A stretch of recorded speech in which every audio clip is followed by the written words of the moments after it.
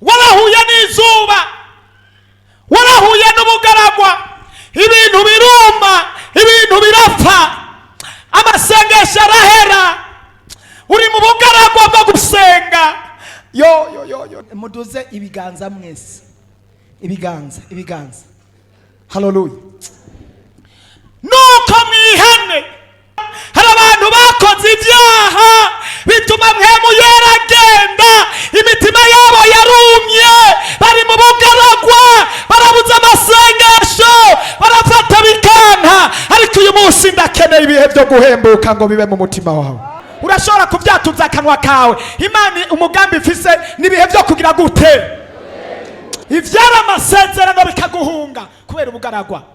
Mbere n'ivyo Imana yavuganye nawe ko bizoshika kubera ubugaragwa, bamwe bakabivamwo, bagahera gusenga, bagahera kwihangana, amasezerano yabo agapfa. Kubera iki? Barumye. Ariko Imana tuyinginga isubire kugarukana ibihe vy'impemburo, kuko twese tutazobura kugaragarizwa imbere y'intebe ya kugira ngo umuntu wese ahabwe ibihwanye. Subiramo iryo jambo riramfashije cyane. Kuko twese tutazobura kugaragarizwa imbere y'intebe y'amateka ya Kristo. Hallelujah. Buzura mu bintu ngo barihanye, babajije ngo barihanye ngo twarihanye. Muntu ngo yarihanye, hari umuntu aja ahantu ugasanga ngo ndakijijwe, ngo ndi mu bakizwa, uwo munsi nyene ndagomba nkubwire ngo naho bokubatiza inshuro 15 ntibizokura kw'ivyaha vyawe. Naha turatunza abantu bakora ivyaha bakisengera, bakiremesha, turakizwa. Mwibukije ijambo ry'Imana rivuga hariya muri Zaburi ngo ivyo urabikora nanje nkahora, ukiyumvira yuko nkanye nawe gose nzoguhana mbishira imbere y'amaso yawe uko bikurikirana. Cyo ni cyakane.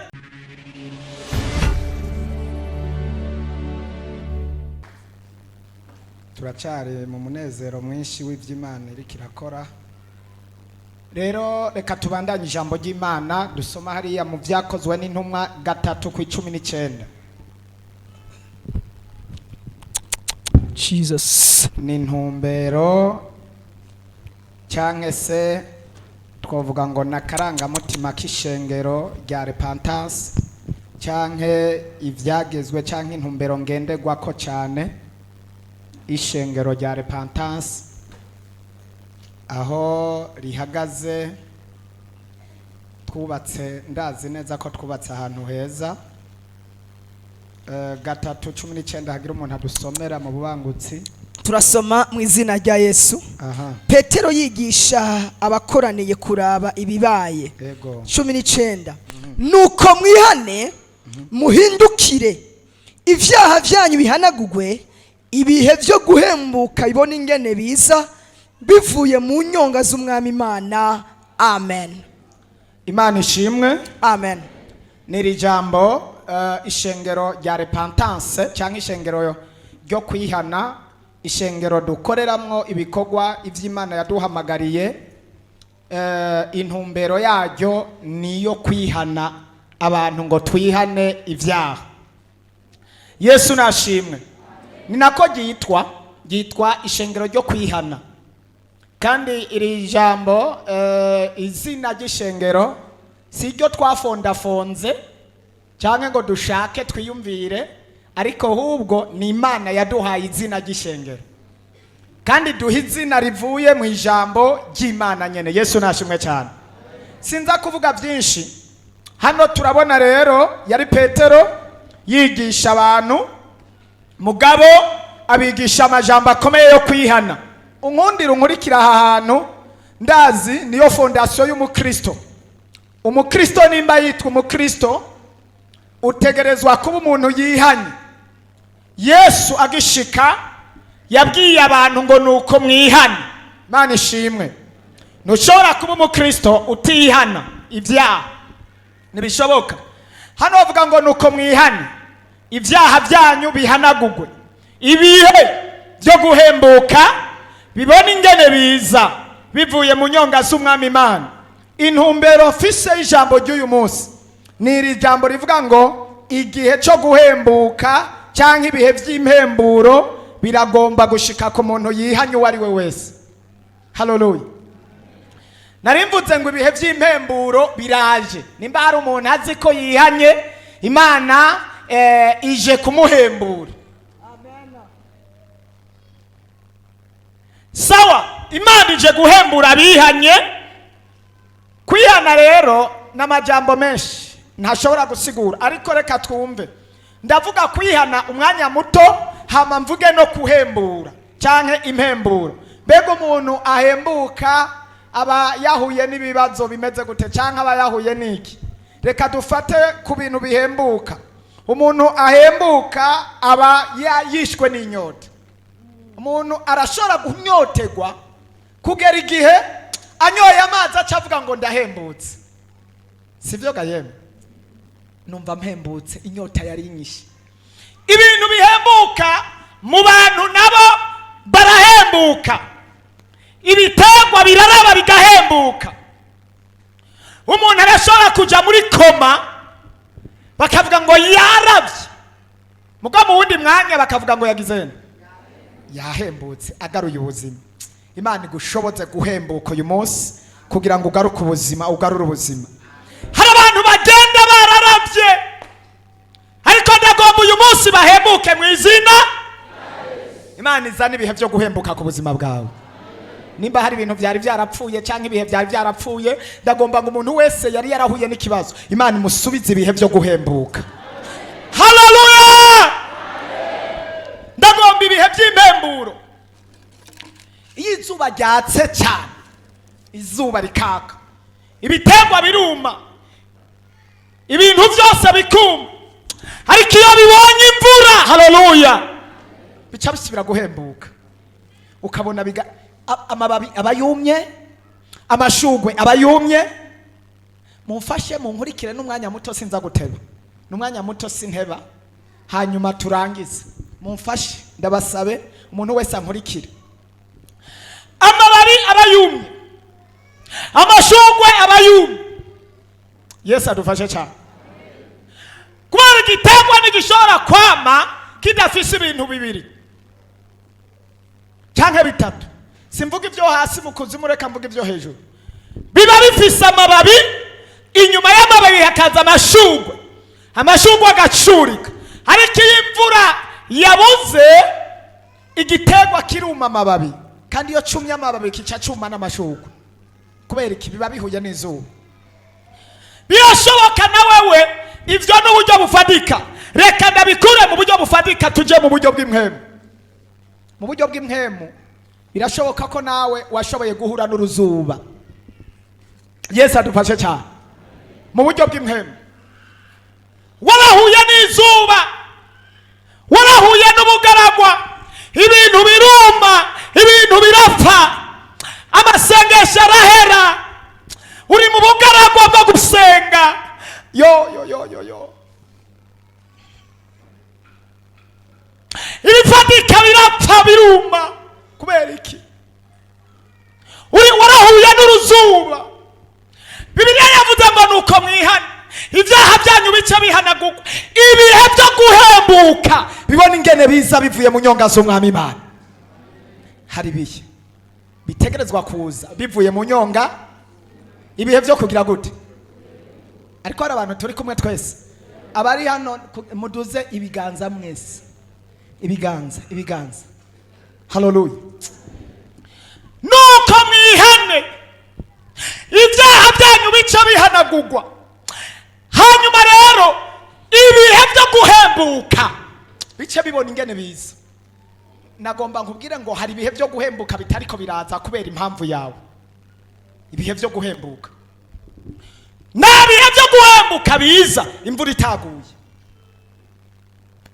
Nabihe byo guhembuka biza abantu batanwesheje imirima, naho ibintu byo bavyumye. Kugira ngo ibintu vyume, ibintu bihembuke, habanza kugwa imvura. Ndakeneye imvura y'urunyanyaga gwa mpemu yera igwe mu mutima wawe. Haleluya! Harakeneye mpemu yera, umutima wawe warumye kubera imvo zimwe na ziriya. Hari abantu bakoze ibyaha bituma mpemu yera agenda, imitima yabo yarumye, bari mu bugaragwa,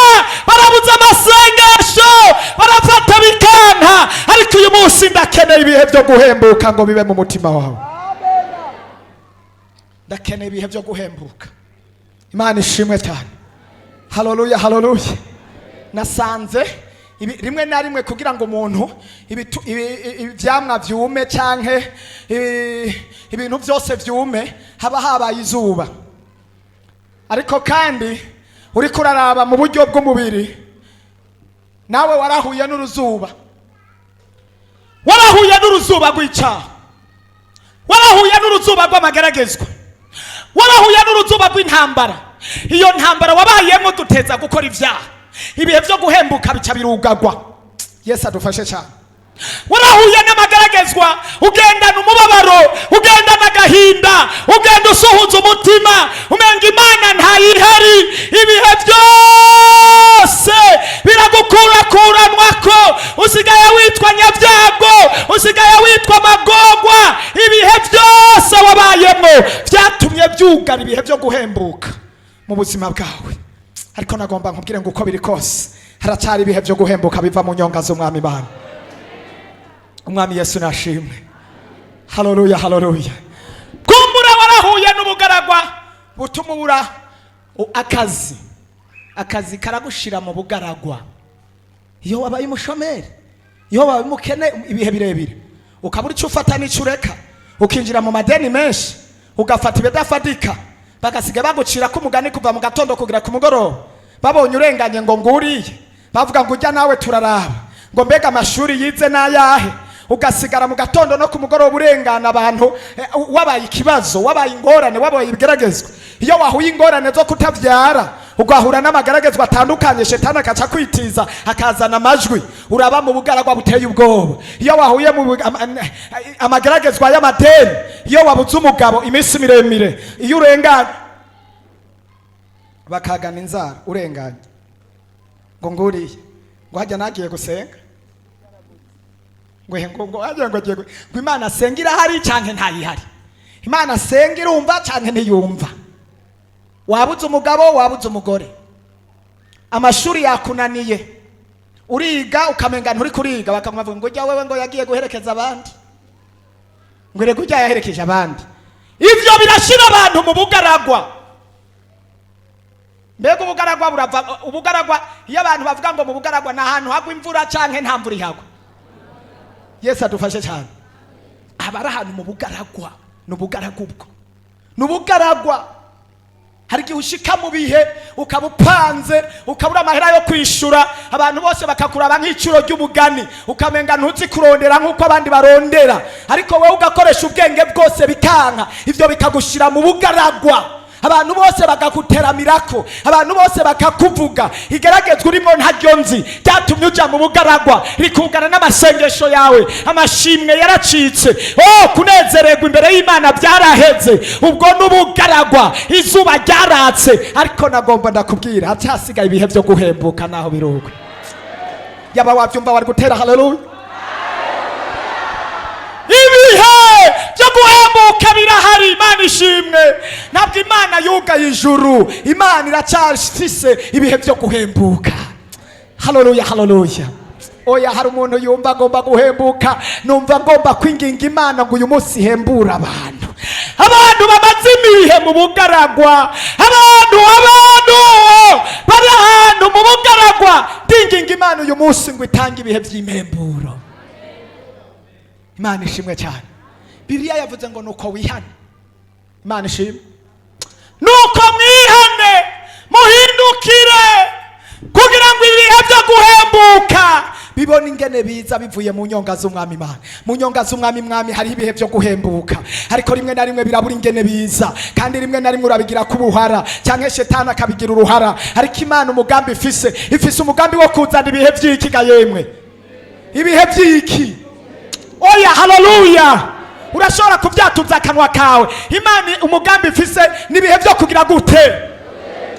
Imana ifise umugambi wo guhembura abantu bari barumye, abantu ibyabo vyumye, abantu ibintu byapfuye, abantu bari mu bugaragwa. Misiyo y'Imana nuko abantu bayihindukirira, hama ikazana ibihe byo guhembura muri bo. Keneye ibihe by'impemburo. Hari igihe ugira amasengesho ukumva kuri mu bugaragwa kabisa ugafatafata bikanga, ariko Imana iragomba kuzana ibihe by'impemburo. Haleluya, Imana nishimwe cyane. Narimvuze ngo Imana ikeneye kuzana ibihe by'iki by'impemburo ku ishengero rya repentance. Abavuye Bujumbura mwizere ko ibihe by'impemburo bigiye kuza. Abari hano Gitega mwizere ko Imana izanye ibihe by'impemburo. Yaba wavyumva watera haleluya. Abagomba kuba mu bihe by'impemburo haleluya. Hindukira ibihe by'impemburo bibona ingene biza bivuye mu nyonga z'Umwami Imana. Bibihe by'impemburo hariho mu nyonga z'Umwami Imana. Hari ibihe by'impemburo, kandi ibyo bihe by'impemburo ku bana b'Imana biva mu nyonga z'Umwami Imana. Haleluya, haleluya. Imana iragomba kuzana ibihe by'impemburo bivuye mu nyonga z'Umwami Imana. Hari ibihe by'impemburo bigomba kuba ku bana b'Imana. Imana ishimwe cyane. Ndagutangariza yuko tugomba kuba mu bihe by'impemburo. Haleluya, Imana ishimwe, Imana ishimwe. Yo numva mfashishwe.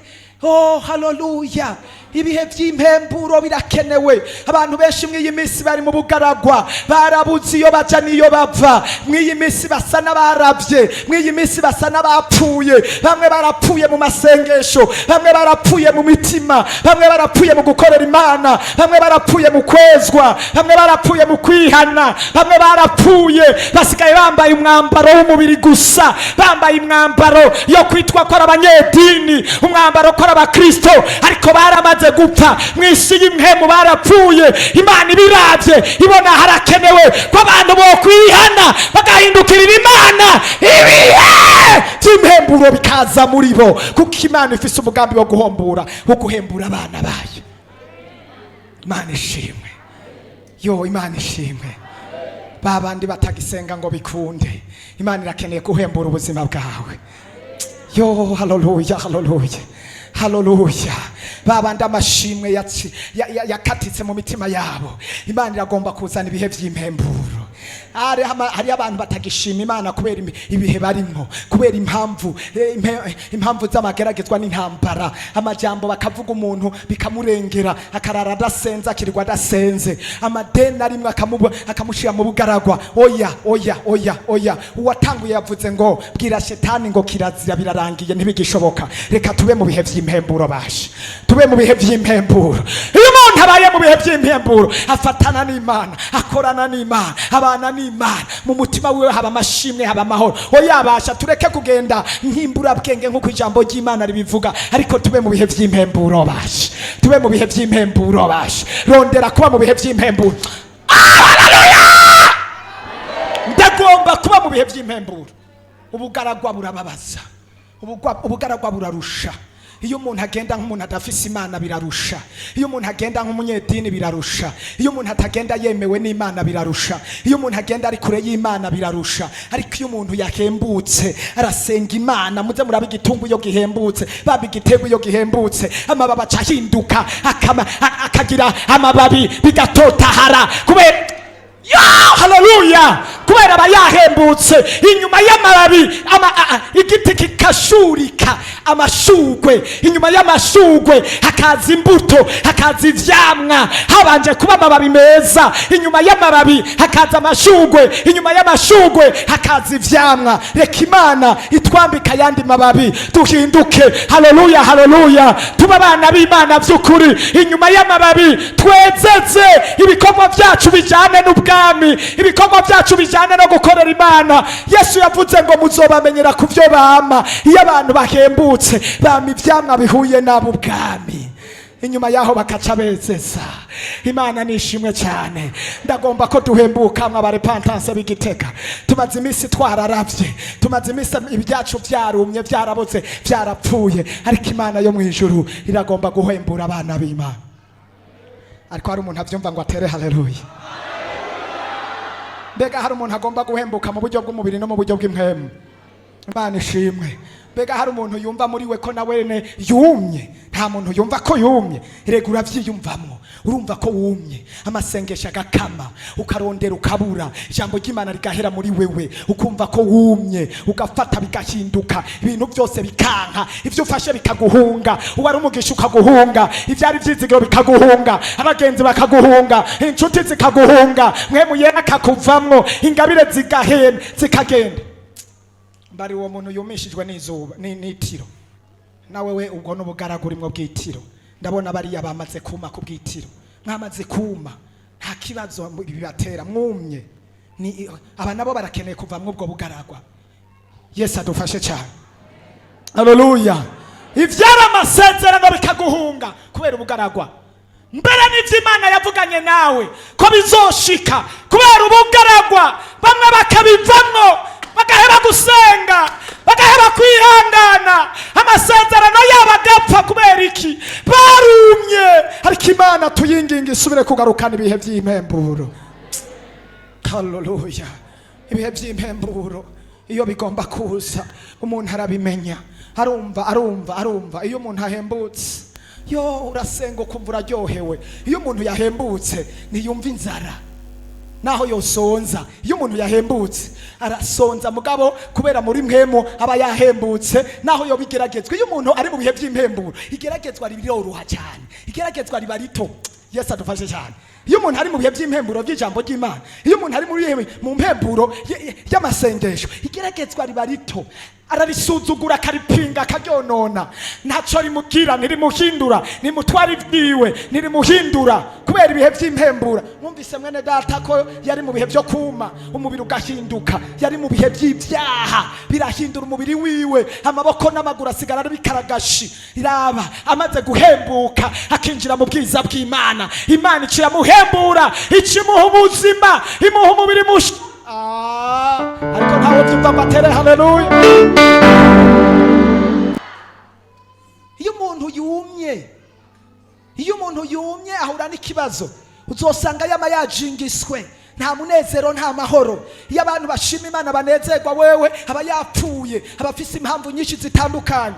Nagomba nakubwire, rondera ibihe byo guhembuka. Uri kuranegirije ibihe byo guhembuka, Imana irakurondera ukayihunga. Ufise impamvu nyinshi witwaza, ufise ibituma kanaka, nibihe wari wagiriwe n'ubuntu wagiriwe, hari igihe utazosubira kubugirirwa. Abantu barakira cyangwa abantu bakanka kwihana, Imana igomba kubatabara bakabifata ibisanzwe. Inyuma yaho rimwe na rimwe bagahura n'amageragezwa kanaka, Imana irikira kurondera, nawe uri kurayihunga. Yesu adufashe cyane. Ndibuka kwa Mungu niyo twari dufise intahe ya Clementine ujya mukobwa wanje. Imana yagerageje kumurondera mu bihe byinshi, iciye muri jewe ndiko ndamurondera, nawe aguma yihunga. Siko byagenze? Aguma yihunga. Ndamurondera, wa mukobwa we, Imana yakuntumye, ugiye kuba umukozi w'Imana, uzoyisenga, Imana igomba guhindura ibyawe. Inzoga zari zaramwishe, abademoni bari baramwishe, ari mu gasuzugo katasanzwe, ari mu bupangayi bw'ijoro n'umurango. Kandi ubupangayi bumeze gute? Buruhije. Urugero yariko n'ingene yarari ntiyategerezwa kuba ahantu yaba. Imvura igwa, abana iruha toilette iri imbere yiwe, imicafu yose n'amazi yinjira muri yo toilette, bya bikoko byo muri toilette byose bikaduga bidugira no ku gitanda ryamako. Abadayimoni baramuboha, namubwira ati kizwa kugira tabagwa ahure n'Imana imuhembure akahunga. Iyo umuntu ari mu bugaragwa, ibyiza arabihunga. Iyo umuntu yaboshwe, Imana iramurondera akayihunga. Nagomba ndakubarire mwene data, nimba Imana irikira kurondera, reka kuyihunga. Hari icyo yabonye imbere yawe.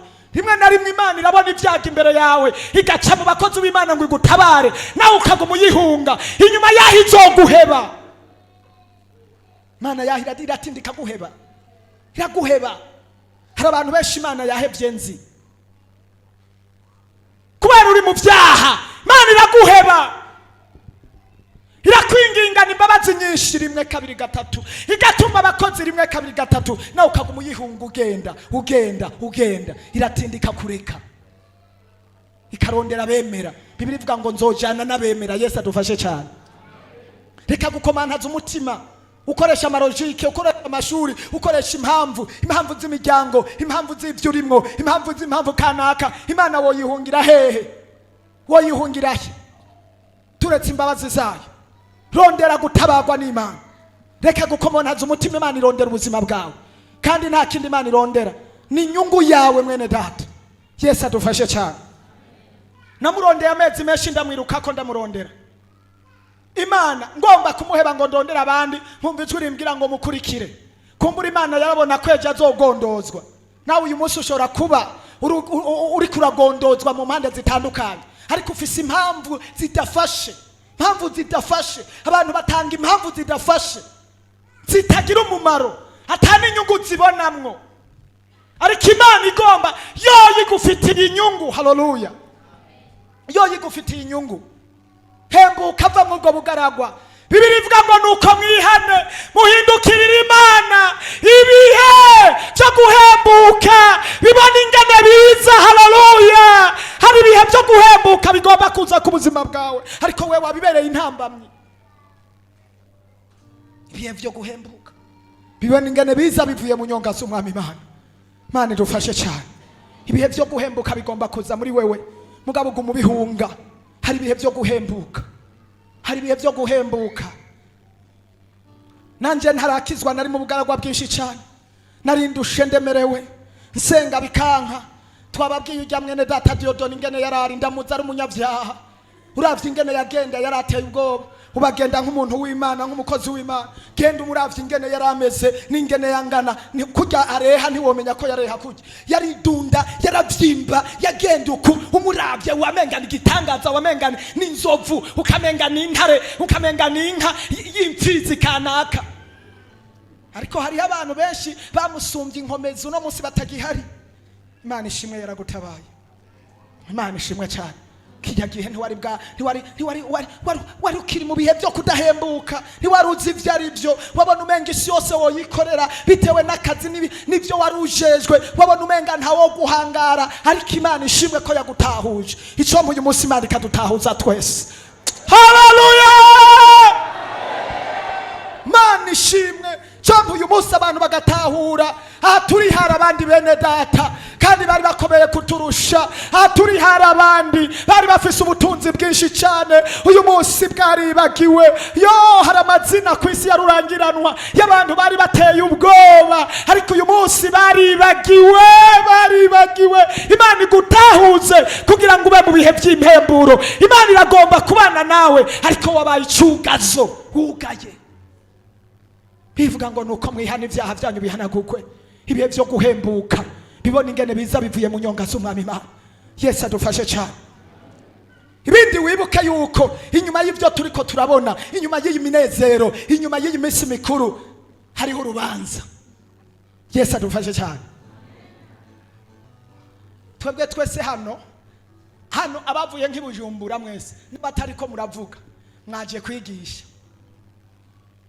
n'abatariko muravuga mwaje kwigisha, kandi muriko murigisha. Naho mwicaye mwaje kwigisha, muriko muravuga ubutumwa. Jewe ndiko ndavuga ni mwebwe muba muriko muravuga. Mwakoresheje uburyo bw'amafaranga, muriko murigisha, kandi mukongera mukiga. Muriga mukongera mukagirana, mukigisha. None mwarabonye umuntu yiga ntinige akiga hanyuma ntabazwe? Iyo shuri ryo bari ryo? Nimba muriko muriga mubanza kubazwa. Ho mwarabonye umuntu yigisha akigisha atigeze abazwa? Ntibishoboka. Mutahure ko muri mu ishuri rero. Mwavuye hariya mwaje kuvuga ubutumwa bwiza. Muriko murigisha kandi muriko muriga. Kandi ndababwire ko igihe kikwiye kizoza umuntu wese azobazwa. Mumenye ngo mubikiwe iki? Urubanza. Uzoronka impera mu nyuma wabanje kubazwa ugatsinda. Hari umwana bunguruza atabanje kuronka amanota meza. Hari umuntu ngo promotion, nta kintu na kimwe ntushobora kubanza kuronka amanota meza.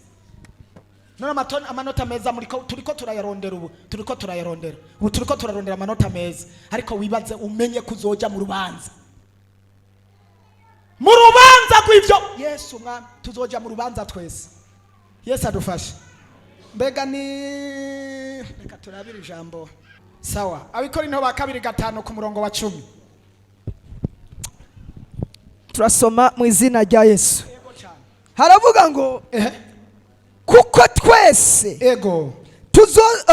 tutazobura kugaragarizwa imbere y'intebe y'amateka ya Kristo. Kuko twese tutazobura kugaragarizwa imbere y'intebe y'amateka ya Kristo. Kuko twese mwumvise ngo bangahe?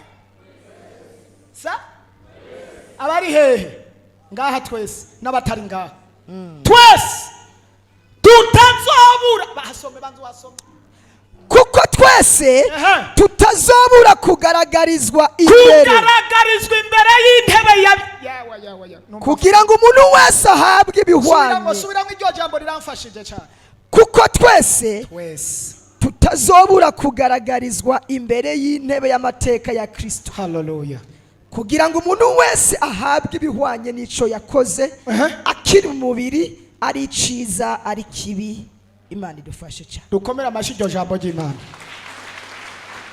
Kuko twese tutazobura kugaragarizwa imbere y'intebe y'amateka ya Kristo. Kugaragazwa murumva icyo arico? Nta kintu na kimwe kiba kisigaye kinyegejwe, gihishijwe. Twese tutazobura kugaragarizwa, guhishurwa imbere y'intebe y'amateka ya Kristo, kugira ngo umuntu wese ahabwe ingero ikwiranye n'ibyo yakoze akiri hehe mu mubiri. Naha nyene ivyo wawe bizomenyekana, ivyo yakoze akiri hehe, ivyo yakoze akiri hehe. Yewe uvyemera utavyemera, ubikunda utabikunda, uvyumva utavyumva, twese abapastori mwese muzogaragazwa. Twese abapastori tuzogaragazwa, mwabavuga butumwa, mwabadiakoni, twese tutazobura kugaragarizwa imbere y'intebe yande ya Kristo.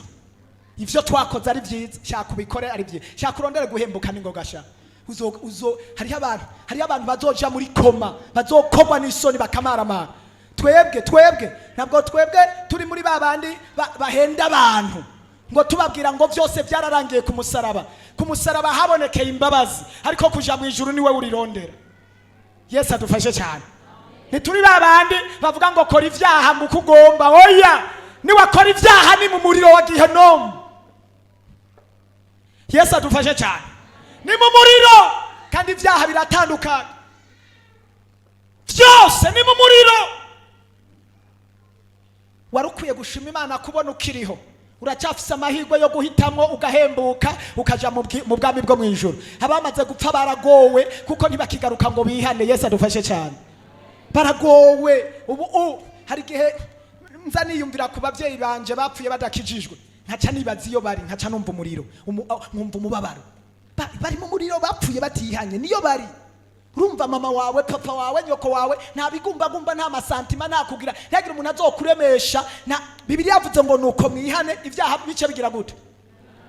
Nta kindi kintu gihanagura ivyaha, ntagira umuntu azokubesha. Naho uzokora ibikorwa bingana gute, naho wo kubaka ishengero zingana gute, ivyo ntibihanagura ivyaha. Mugabo twumvise ngo igihanagura ivyaha ni iki? Kwihana nivyo bihanagura ivyaha.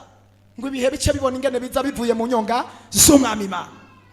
Wotanga amafaranga, naho wotanga amafaranga yo kubaka ishengero kugatumba igihugu cyose cy'u Burundi, nivyo hanagura ivyaha wakoze. Naho wofashe imfuvyi n'abapfakazi, nivyo hanagura ivyaha wakoze. Ariko Bibiliya ndayikunda, ariko Yesu ndamukunda. Yavuze ngo nimba mugomba kw'ivyaha byanyu bihanagurwe, nuko mwihana. Nimba mugomba kwibihe by'impemburo biza, nuko mwihana. Imana iragomba guhembura abantu, mugabo condition ukwihana ivyaha wakoze. Yesu adufashe cyane. Nuko mwihana ivyaha byanyu bihanagurwe. Hari abantu bafyina, nagomba ndababwire ngo ijuru rirahari ni ryiza, ariko si byo gufyina. Ndakurahiye utazoteterwa sha. Naho n'umwana wanje nama nabibabwiye ntacyo nzobafasha. Icyo ndamufasha n'uyu munsi ndamubwira kwihana, inyuma yo gupfa atihanye. C'est fini. Sinovuga bizoba inyuma mu muriro cyane, kuko umwanya ntawo uhari, ntawo ufise. Ariko hari ibintu biranga umuntu yihanye. Reka mvuge ibintu bike kwihana, bikege bitoyi hama dusenge, ngomba dusenge. Kwihana ni iki? Kwihana ubwa mbere no gutahura icyaha. Hari abantu usanga bagera ahantu mu rusengero bagafukama bakagenda uko, ugasanga mbere arafukamye cyangwa ngo aratuye ngo ndakwakiye ngo Yesu nk'umwami n'umukiza, bikava ku munwa gusa, mugabo atashoboye gufata ingingo ngo atahure icyaha. Urabeshe no gutahura icyaha. Naho urasambana, yo ndumusuma, yo njyama ntasenze, nirirwa ntasenze, ndumubeshi, nkorana n'abapfumu, yo ndatahuye icyaha. Kwihana, imbere yuko wihana ubanza gutahura ivyo wihana ivyo ari byo n'amakosa wakoze yariyo. Hama kwihana nivyo kwihana.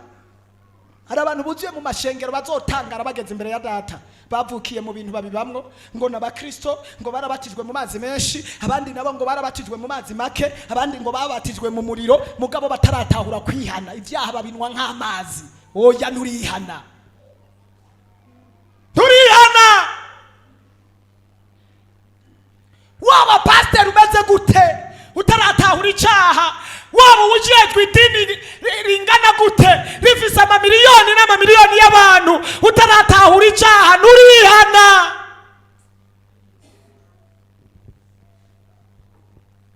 Umuntu yihana abanza gutahura icyaha yakoze uko wowe uri kose. Iyo ni ntambuko ya mbere yo kwihana. Umaze gutahura icyaha wakoze, intambuko ya kabiri yo kwihana uca utangura kwicuza.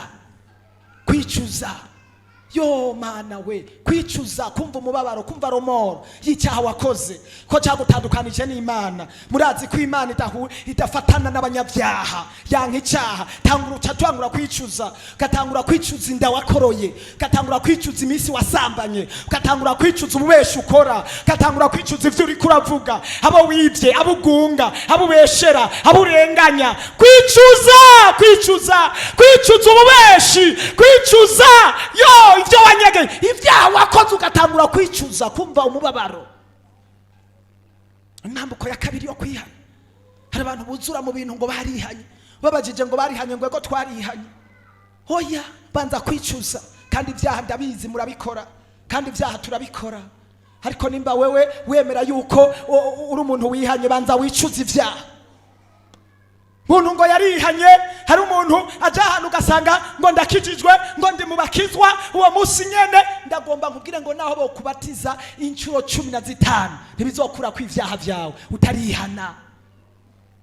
Ibikunda naho bo kwambika umwambaro w'impuzu zera, ukamera nk'ijya myambaro abantu benshi bambara batandukanye. Hariho bene wacu usanga bambaye amakanzu, cyangwa abandi ugasanga bambaye imyambaro y'icubahiro mu buryo butandukanye kayangana. Ivyo ntivyokuraho icyaha. Naho bo kwita ko uri umugororotsi nka Yosefu, apana jewe uwundi Yosefu n'abandi, ntivyokuraho icyaha,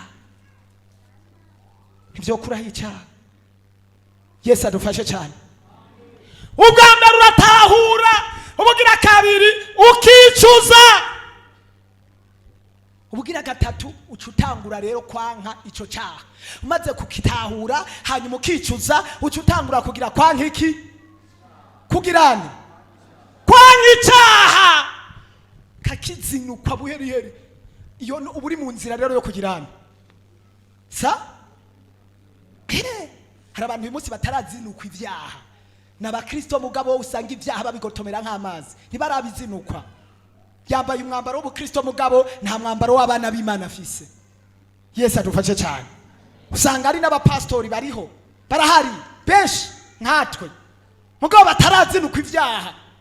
Hari ivyaha abantu babona n'ivyo batabona. None wewe ntabuzi bakora ivyaha ku mugaragaro babona kandi barongoye abandi. None ntibarihana. N'abanyabyaha bajyana bapagani ntibarihana. Urabazi aho uherereye, bamwe nabo mu miryango y'iwanyu, bamwe n'abagenzi bawe, bamwe nabo mukorana, bibubona, basambana ubona, bakora ivyaha byose ubona, mugabo bakiyambika umwambaro ngo naba. N'abanyabyaha ntibarihana. Utarazinukwa icyaha, intambuko igira gatatu yo kwihana, uzinukwa icyaha ukagihunga ukagiheba. Yesu adufashe cyane. Uyu munsi nta haleluya nyinshi zihari, ariko zirakabura zotuma zibura. Hako dutera haleluya tutarihana biragahera. biragahera. Hari amajoro menshi turara, hari ibyacu dutanga namwe mwabitanze. Igihe utozobona ivyamwa vy'iherezo ryiza wowe ugowe, kandi wari mu ishengero ryitwa ngo ni ishengero ryo kugirana. Yo bara amagogo akomeye wotuma uri no murindi ishengero, ahubwo ntube mu ishengero ryo kwihana, hanyuma nawe ntiwihana. Wotuma no murindi basi ritigeze rivuga ivyo kwihana, ukazotana imyikomo ku bandi basi ukavuga ati ni nakayangiriye nabi. Ariko ubu ngahase uri mu ishengero ryo kwihana hama ukabutihanye n'amagogo akomeye. Hari abantu bagomba kuja mu ijuru hano, barahari. Hari abashaka kuja mu ijuru. Haleluya. Kwanga icyaha cyo ni intambuko ya gatatu. Ya kane ucugira intambuko rero umaze kwanga icyaha, ucugira intambuko yo kwatura. Kwatura iki? Icyaha. Abantu bihanye bategezwa kwatura ivyaha. Ndakurahiye ndi imbere y'Imana, n'igihe uzokora icyaha ukakinyegeza nturihana, kandi naho wosenga amasengesho ameze gute, naho wokwikebagura gute, Imana ntizokubabarira.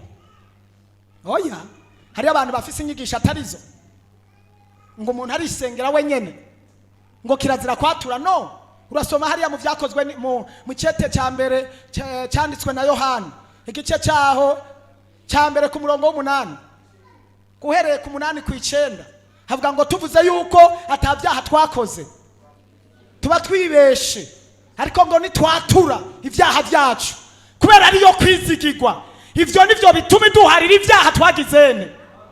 Sesa kwatura. No mu Bisirayeli hariya Bibiliya bivuga abantu bakoze ibyaha ngo baraja kwatura. Kwatura icyaha, kandi n'upfu wari we wese ucatura hari abantu Imana yasizeho. No kumaramaza shetani, yo ni intambuko ya kane mu vyukora byose. Naha turatunza abantu bakora ibyaha bakisengera, bakiremesha, turakizwa. Mwibuke ijambo ry'Imana rivuga hariya mu Zaburi ngo ivyo urabikora nanje nkahora, ukiyumvira yuko nkanye nawe gose nzoguhana mbishira imbere y'amaso yawe uko bikurikirana. Cyo ni cya kane, atura ibyaha nk'abantu b'Imana. Tugomba turangize dusenge. Ndiko ndavuga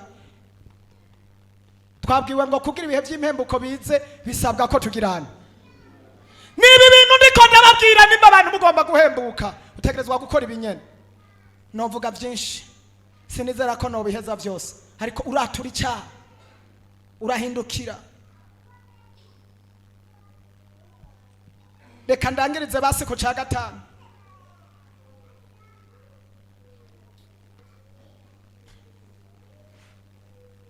Wejeje kwatura urahinduka.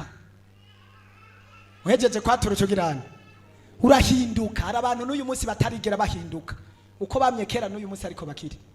Baje mu ishengero, baja mu mazi, barabatizwa, bambara umwambaro w'abakizwa, mugabo bataragira gute. Mu babesha usanga barimwo ibyaha byose ntibarahinduka, nurihana. Inambuko ya gatanu y'umuntu yihanye arahinduka, abantu bose bakabona ko yahindutse. Yesu adufashe cyane. Numva nipfuza ko duhembuka, ndipfuza ko abantu reka turangirize ngaha. Hari abantu inyota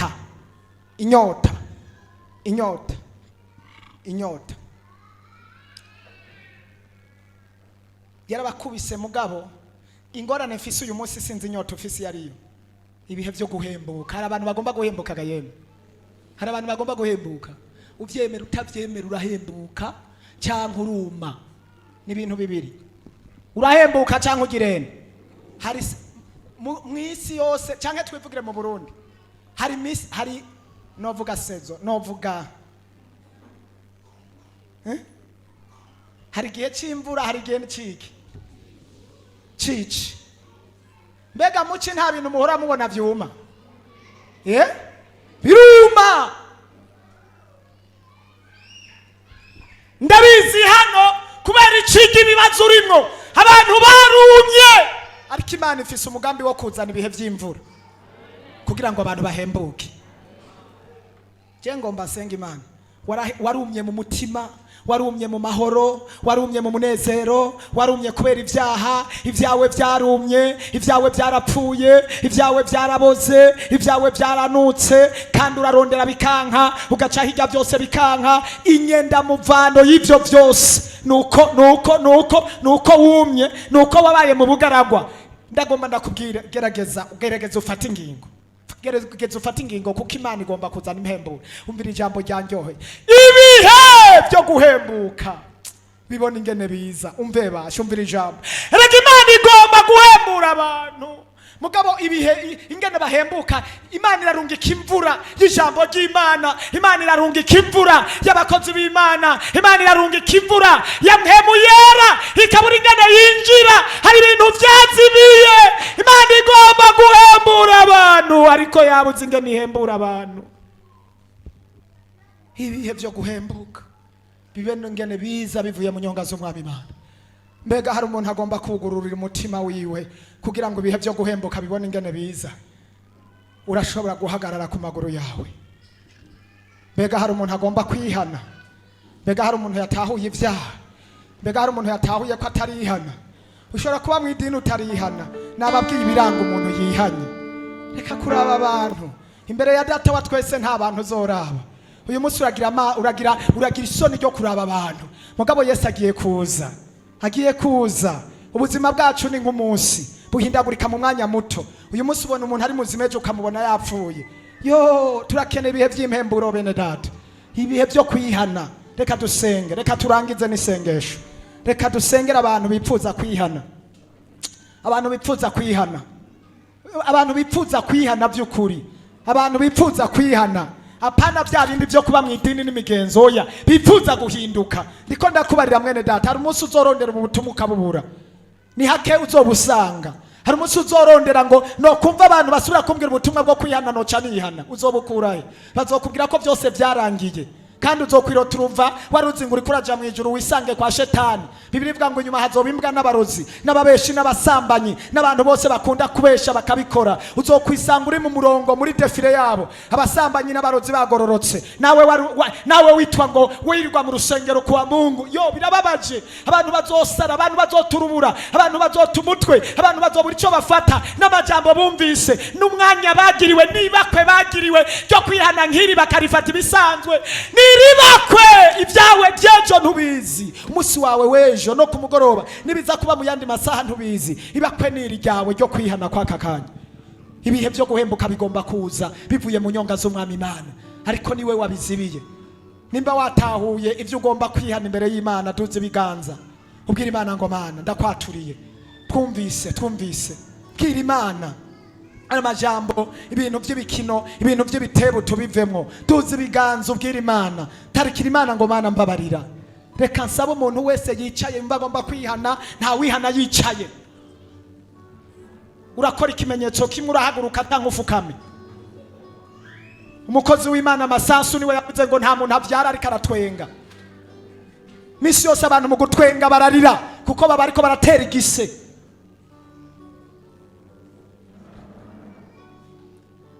Riri imbere y'Imana, guhaguruka no kuvuga ngo Mana sishoboye, ndasabye horeme, ndasabye imbabazi. Gufukama no guca bugufi, hagati Imana ndicishije bugufi, ndatahuye. Twumvise ijambo ry'Imana ngo nuko umuntu yitahure yimenye. Reka dusengera aba bantu. Ushobora gufukama, ushobora guhagarara nkuko byagenze. Bwira Imana rero, tahura ibyabaye. Mana ndagushima, aba bantu ngaba baraje imbere y'inyonga zawe, baratahuye ibyo ugomba, nubaharira utabaharuriye. Iri jambo ryo ibihe byo guhembuka birakenewe, ibihe by'impemburo biragomba kuza mu mitima y'abantu, ariko hari icyabitangiye none bariko baragisohora. Ibyaha bari barakoze bariko barabisohora kugira ngo babe mu bihe by'impemburo. Amaraso yawe abeze, babazi zawe zibeze. Bamwe bariko baraguhunga, bamwe bagufata ibisanzwe, abandi ni baratahura. Mana bagirira imbabazi, Mana bagirira ikigongwe, baharire Mana, harira aba bantu, gira imbabazi aba bantu, bafute mu gitabo cy'imanza, bafute mu gitabo cy'urupfu, bafute. Hari ibyatumye ubuzima bwabo babloke, hari ibintu byatumye ubuzima bwabo byugarizwa, hari ibihe byatumye ibihe by'impemburo batabibamwo, ibyaha babayemwo ibyiyumviro byabo, gukomanaza imitima, amarojike n'ibindi. Kwiremesha abagenzi n'inshuti n'imiryango bituma abantu badafata ingingo, ariko ndabizi Bibiliya yatubwiye amajambo akomeye.